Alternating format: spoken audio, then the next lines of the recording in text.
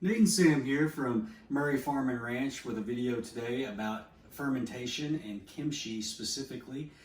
In 2020, I made a conscious decision to try to add more fermented food into my diet, and so basically we went with kimchi, kombucha, kefir, and that stuff is great, but it's also very expensive. And so we are trying to make some of our own today.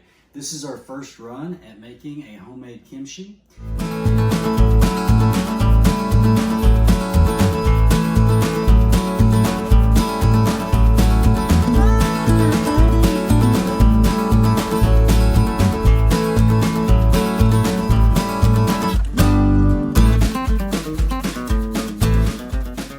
So I want to show you guys some of the ingredients that are going to be necessary when you want to make your own kimchi.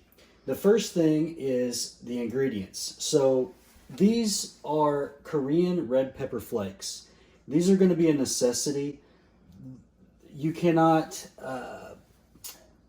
substitute regular red pepper flakes for the Korean. There's a different flavor. It will not work out for you.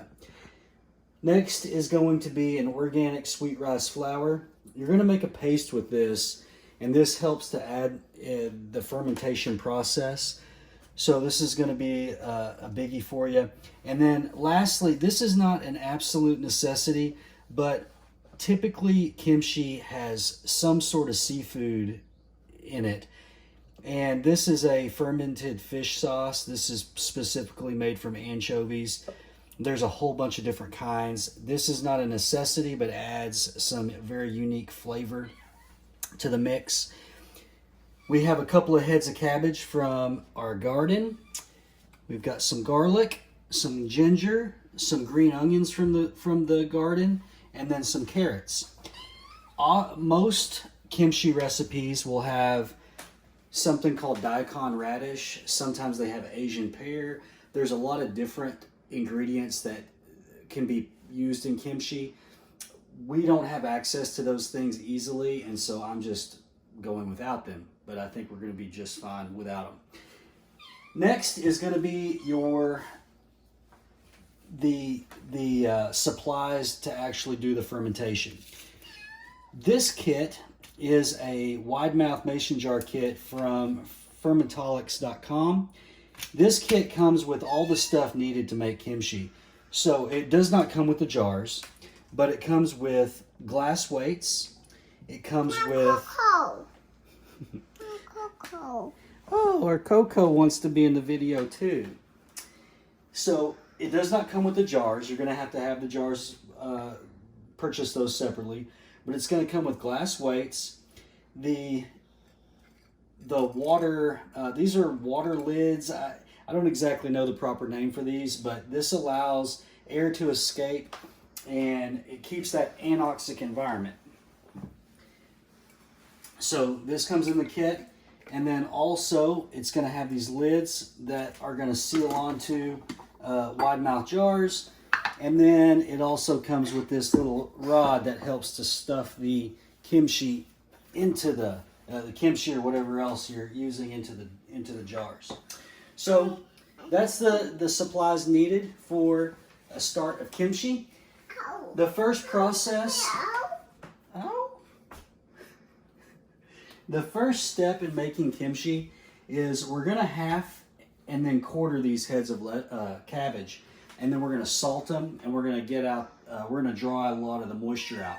Now in traditional kimchi recipes, the type of cabbage that's used is Napa cabbage.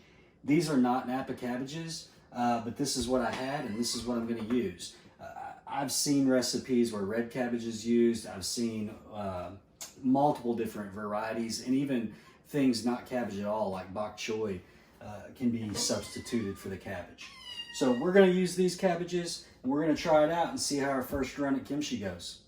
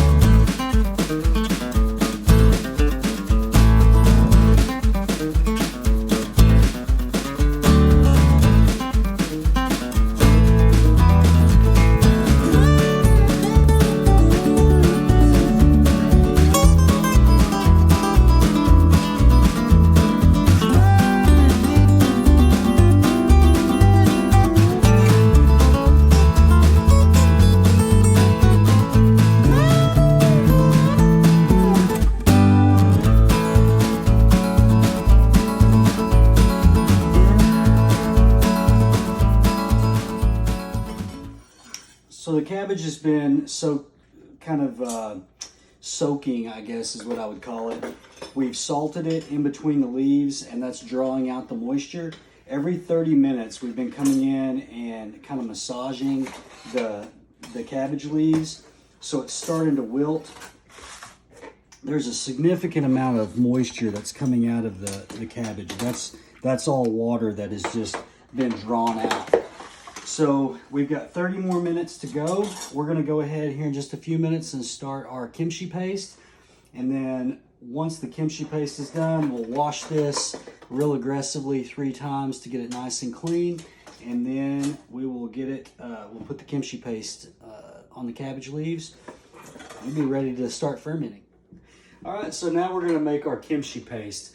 So that's gonna start out by, we're gonna boil some water.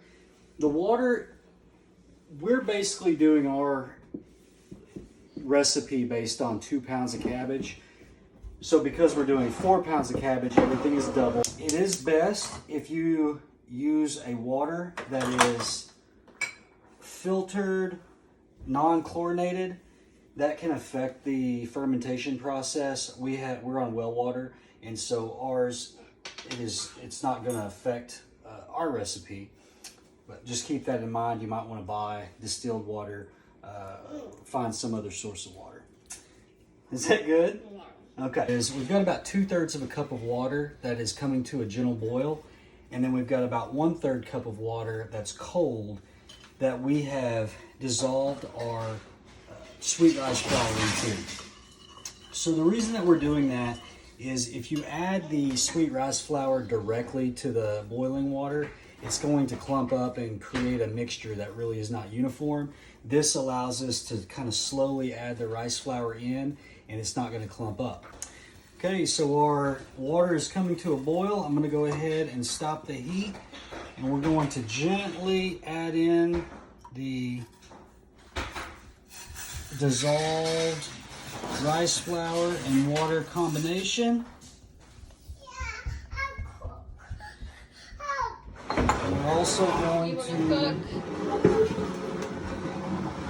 to go ahead and add in our sugar, and we're going to kind of gently stir this, and we're going to make us a paste. I'm going to add some heat.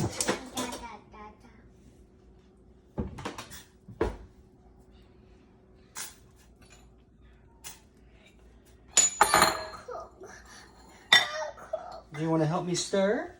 Okay, let's move your little chair over here. You can help me stir. All right, so can you give her a stir? Oh, look at that nice uniform texture. That's looking great.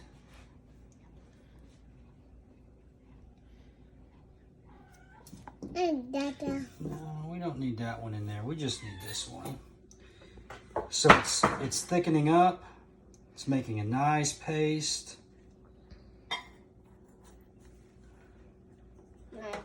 I'm going to go ahead and reduce the heat a little bit.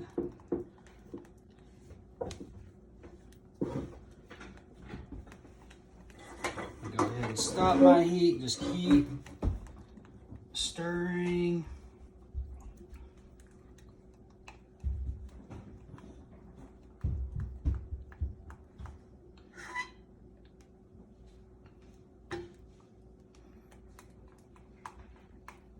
So now we're going to go ahead and add the remaining components of our paste. So we're going to take this, we're going to put this into a mixing bowl.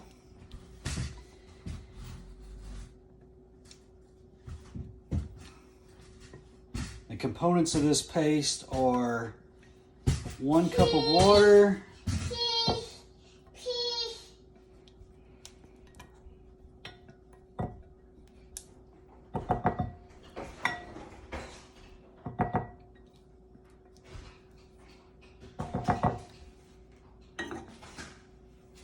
our sugar, and our sweet rice flour. Put some garlic in there. Whoop. Okay, now it's full. It's full. Okay, so now we'll take it. Can you squeeze it? Squeeze it as hard as you can. Oh, there we go. All right, now we're gonna go ahead and this is our cloves of garlic. Crushing them releases the allicin, which gives it that really potent flavor. So we're gonna go ahead and add that. Our ginger. Our red pepper flakes. Now this is absolutely to taste. The recipes that I've seen call from anywhere from 1 tablespoon to 6 tablespoons to a full cup. I just went somewhere in the middle as far as spiciness goes, and I'll adjust in the future accordingly. Now, for the really, really potent stuff, fish sauce. We're gonna do 2 tablespoons of fish sauce.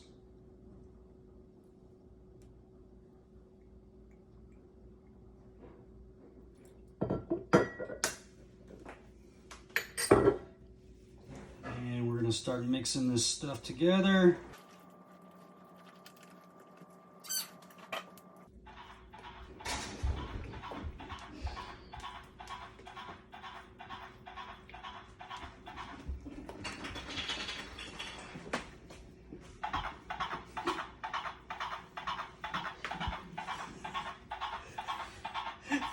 Never a dull moment in the Murray Farm and Ranch kitchen. All right, we've got all of our ingredients mixed really nicely. We're gonna let this set. Are you riding your horse? We're gonna let this set and cool down while we wash the cabbage and get the cabbage ready for the final preparation. These have soaked and tenderized for about 2 hours. They've been salted. So I'm gonna go ahead and wash them. Samuel, he's helping. He's doing his work over there. So what we're gonna do is we're gonna go ahead and start our water, and we're just gonna gently wash them, and then we're gonna let them soak. We're gonna get in between all the leaves, and we're gonna work that in. Try to get all that salt out of there.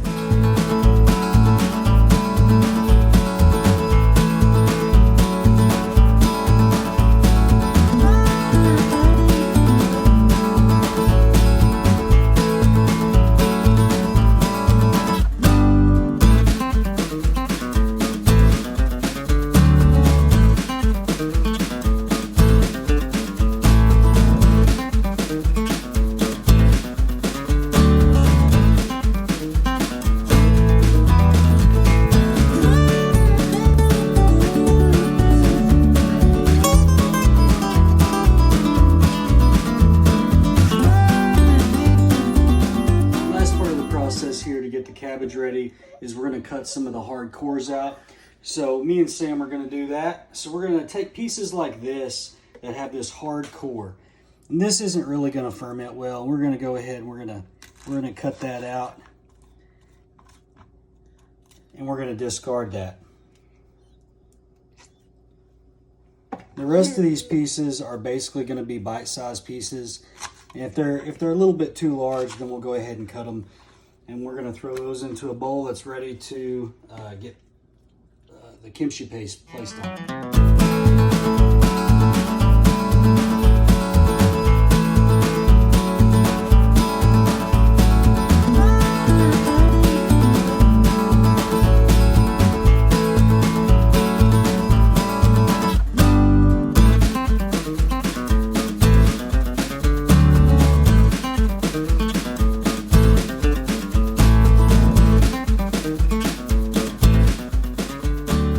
So we've got it cored, and I'm just taking it from one bowl to another. I'm going to kind of get the remaining water off the cabbage. A little bit of water doesn't matter. It's going to help make the juice that kind of surrounds the cabbage. So a little bit of water is not bad. I just don't want it to be too saturated. All right, so now we're going to go ahead and combine our ingredients. So we have our cabbage that has been salted. It's been wilted, and then it's been rinsed 3 times. So we're going to add that to our container.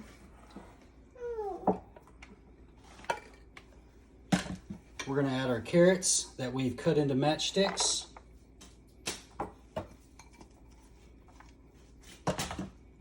and our green onions.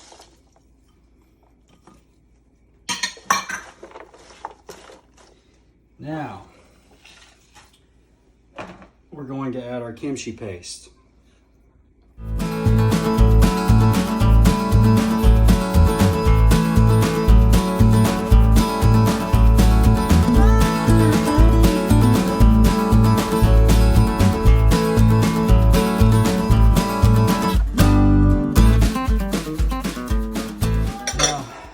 For this part of the process, I do recommend that you wear gloves.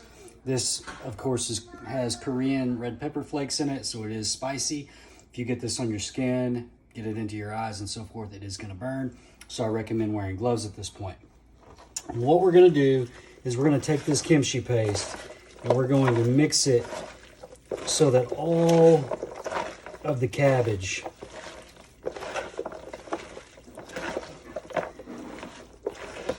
is intermingled in with the kimchi paste.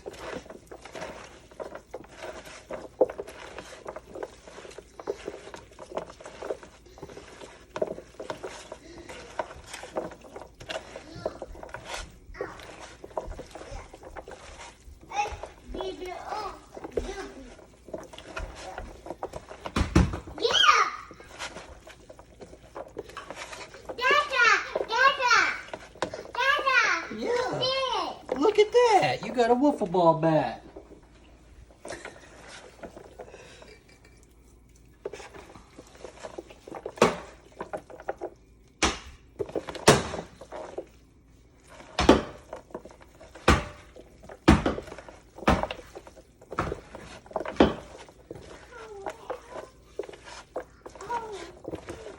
Alright, so now we're going to go ahead and pack our jars.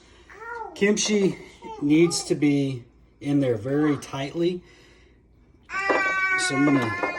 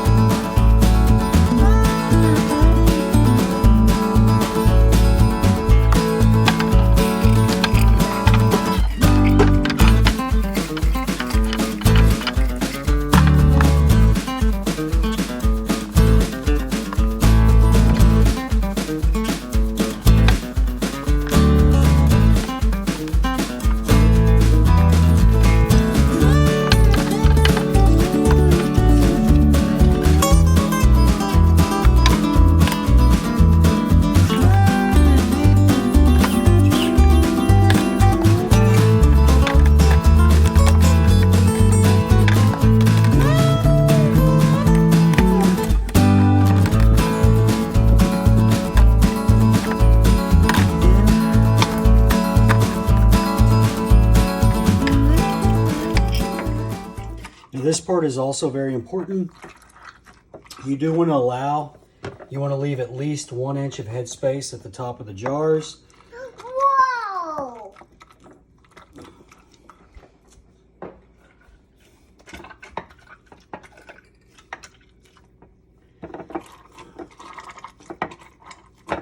Alright, so we're just about done. We need to make sure that we create an anoxic environment now so that this can ferment and produce all that wonderful probiotic specialness that we're looking for. So what I'm going to do is I'm going to go ahead and I'm going to compact these just a little more. What I'm looking for is I'm looking for a little bit of fluid on top of all of the vegetables.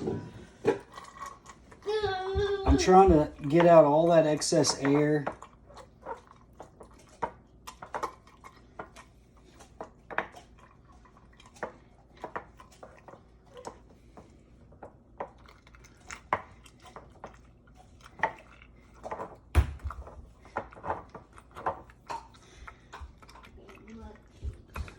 Okay, so we've got all the air out of there. It's nice and compacted.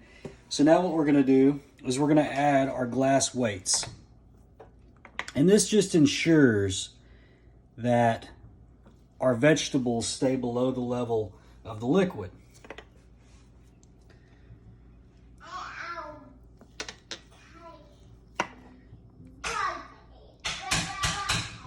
Okay, perfect. And we'll add our lids.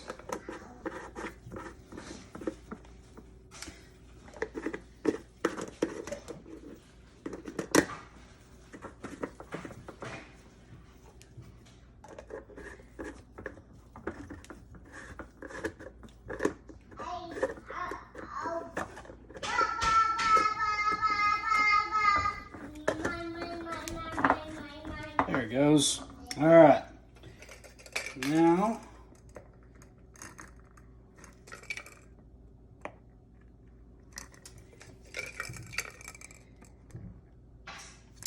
there is a little fill line right here. So we're going to add some water to that. And then these will set out at room temperature for anywhere from 1 to 4 days.